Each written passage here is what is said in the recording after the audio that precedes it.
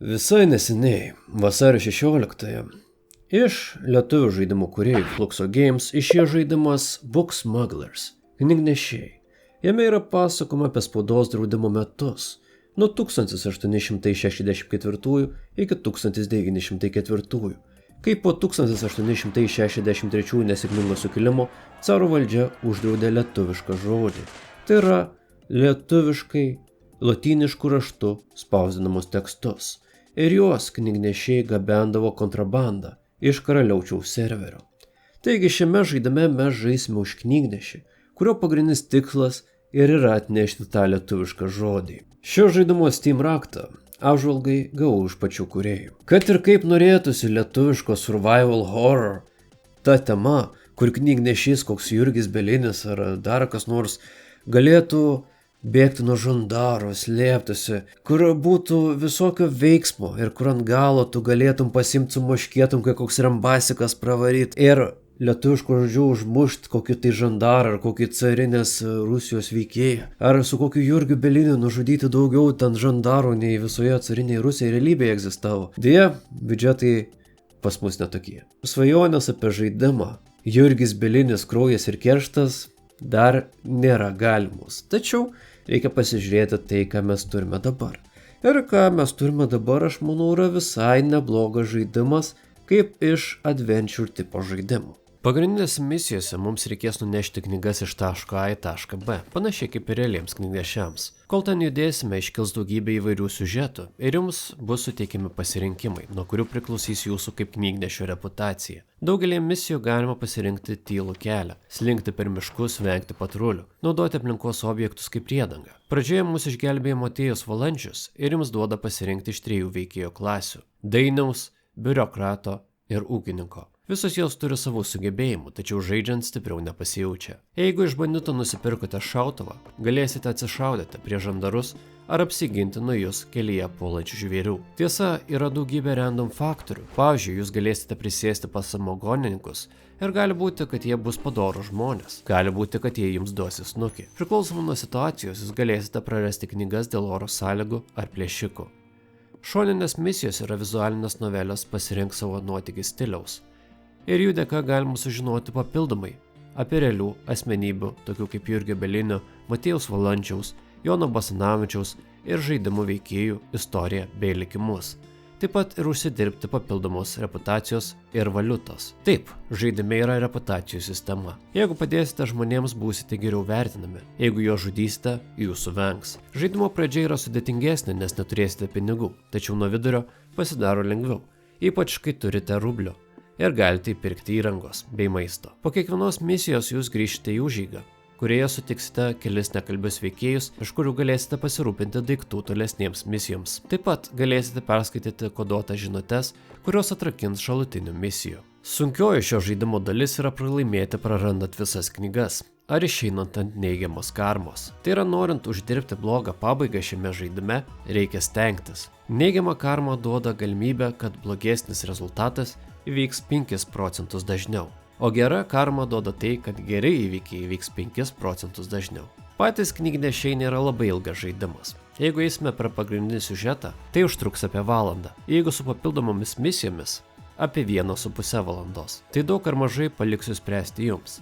Aš pats viską perėjau per 93 minutes. Ir tada pradėjau specialiai stengtis uždirbti blogą pabaigą, kas truko dar apie valandą ir 50 minučių per streamą. Pagrindinis pliusas yra tai, kad žaidimas turi lietuvišką lokalizaciją.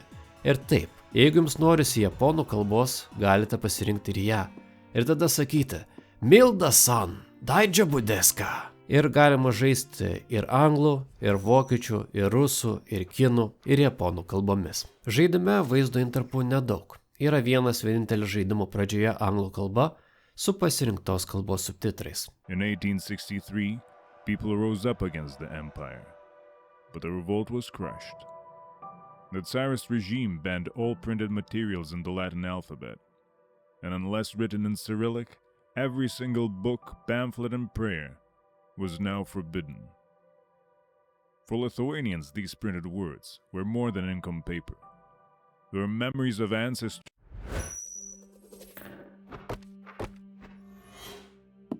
Tai kur pagrindė šio žaidimo minusai? Na, tai kad žaidimas nepalaiko kontrolerio, kas nėra labai patogu. Bet tokio tipo žaidimui kaip ir per daug nekenkia. Kitas dalykas, aš manau, kad toks žaidimo formatas labai gerai eitų ant Android telefonų.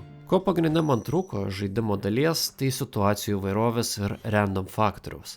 Kad būtų galima eiti kaip per kokį roguelike, kad būtų daugiau įvykių, daugiau situacijų, nes dabar po kurio laiko jos pradeda kartotis. Ir tai nėra smagu, ypač kai žaidimas nėra toks ilgas. Dar kas neprisideda prie žaidimo gerovės yra tai, kad lietuviškoje lokalizacijoje dialogai yra tokie mediniai, kad iš jų galima visą namą pasistatyti.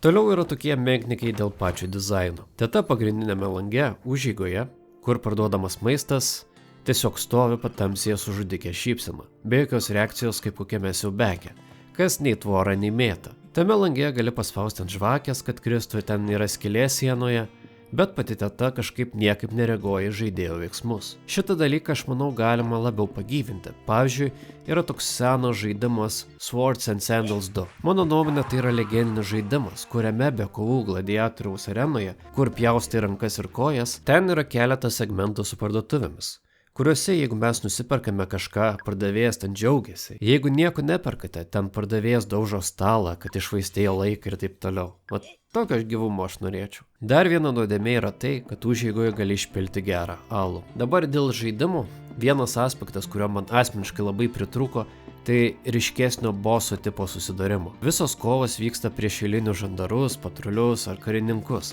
Tačiau nėra nei vieno įsimintino susirėmimo su aukštesnio rango carinės imperijos atstovu ar simboliniu priešu, kuris įkūnytų visą sistemą. Tokia kulminacinė kova su žandarų vadu ar imperijos bosu galėjo suteikti istorijai dar stipresnį emocinį finalą ir mechaninę įvairovę. Deja, šios galimybės žaidime nėra ir tai palieka šiokį tokį neišpildymo, neužbaigtumo jausmą. Kalbant apie pasiekimus, achievements, jos surinkti nėra labai sunku. Didžiąją dalį jūs gausite per pačią pirmąją žaidimo valandą.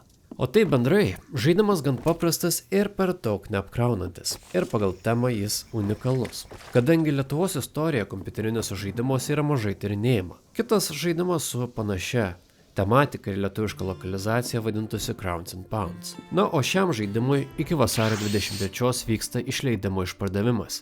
Ir žaidimas kainuoja 12 eurų vietoje prastų 15. Ir aš rekomenduoju jį jums išbandyti. Su jumis buvo Šnuelis ir ačiū, kad žiūrėjote. Kaip gaila, tu nesupranti.